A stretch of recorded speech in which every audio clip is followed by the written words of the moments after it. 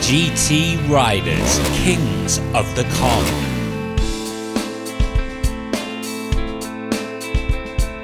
On the first Ride Thailand, Kings of the Kong. The old clock tower in Chiang Rai, it's been a classic in Chiang Rai. Oh, the White Temple is a fantastic piece of art, an amazing temple. This cute little shop is the Chiang Rai Saddlebag Shop, which is like a little boutique motorcycle accessory shop. And they have a nice little sale you can sit outside here, it's free coffee.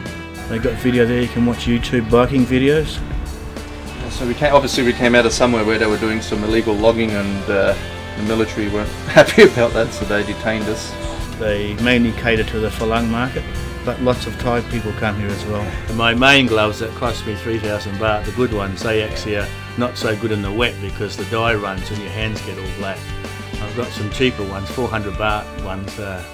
The fit's no good, but the dye doesn't run with them, so I'm looking for the same gloves but the bigger size. Fully geared up, the GT or Golden Triangle Riders head east to the Mekong riverside district of Xian Xang and one of the world's only biker resorts.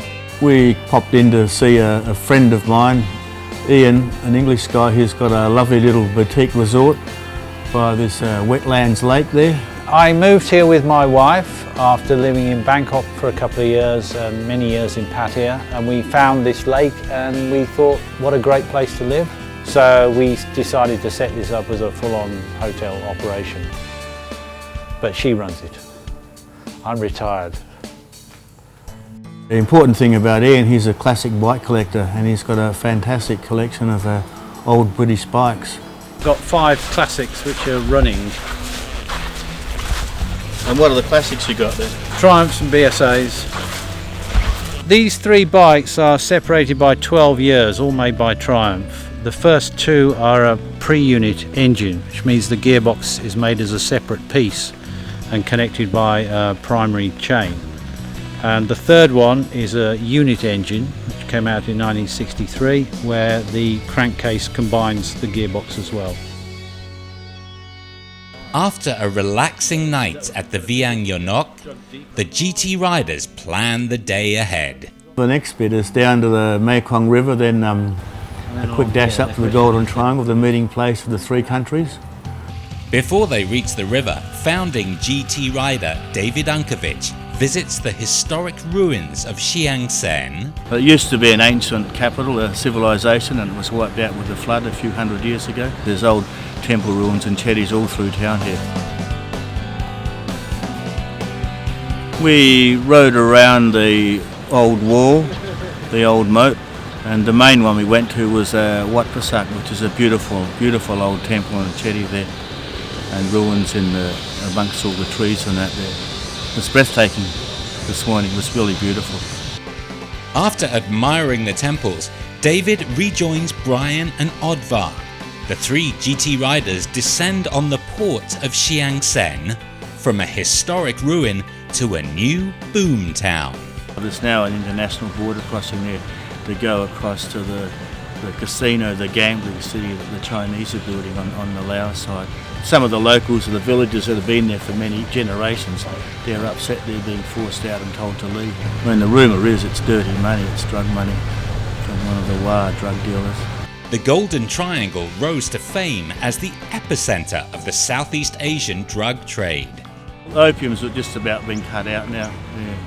They've had crop eradication programs and drug enforcement come in and given people alternative crops to grow. It's almost non-existent on the Thai side, but it's still going on in Laos because the enforcement there is not as good, not as strong. No, the main one now is amphetamines that are all coming from out of Myanmar, and they're all being smuggled down the river or whatever way they can. Its drug history apart, the Golden Triangle is breathtakingly beautiful, a natural high. When you're at the Golden Triangle, the temple on the hill there, you see the big wide Mekong River. On the right hand side, across the Mekong, the big river is Laos. And then you swing around to the left hand side and there's a little isthmus of land that comes in, and that's Myanmar.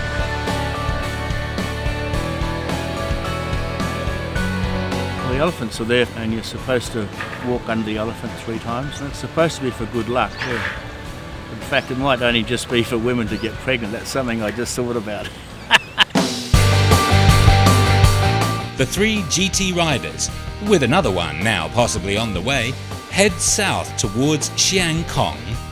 But after heavy rainfall, there's an obstacle in their path. My information is there's about 500 metres of possible clay soil going up over a hill that could be quite tricky on our road bikes with the road tyres we've got on, especially it's going up over a hill. Going down would be the tricky bit.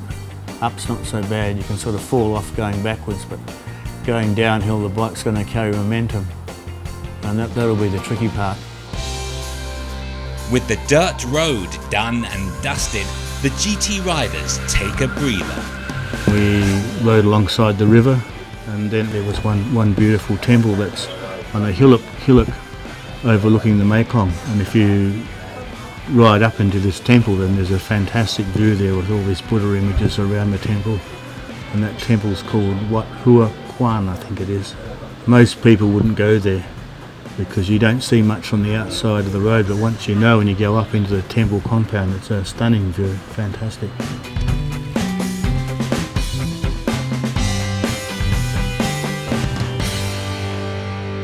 A little further down the road, the riders make another pit stop, this time for a nice cup of tea. That's an organic tea plantation that's been encouraged by the King of Thailand, and it seems to be very successful. And the guys have been at it for many years, and they're exporting tea all over the world now, they say. I got married to my husband, and he's a Thai citizen, so we moved back to Thailand. We grow tea. We're in Chiang Saen, Chiang Rai, and we grow tea here. And we grow a special kind of tea, which is called Quechua green tea, and it's really good. It's organically grown. It helps with circulation. The women at the next table enjoyed something stronger than tea. They were partial to champagne and dog meat. The ladies there had asked us whether we'd ever eaten dog meat, and of course we all said no. But they were talking how they'd just had a dog meat meal a few days beforehand. Some friends had come out from France with some champagne, and they wanted to have a special dinner with dog meat that they cooked up with herbs and spices. And the dog has to be a black dog because it's got special medicinal powers. Duly fortified, the GT riders hit the road once more.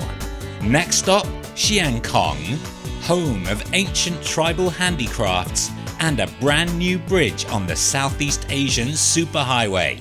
Coming up on the next Ride Thailand, Kings of the Kong.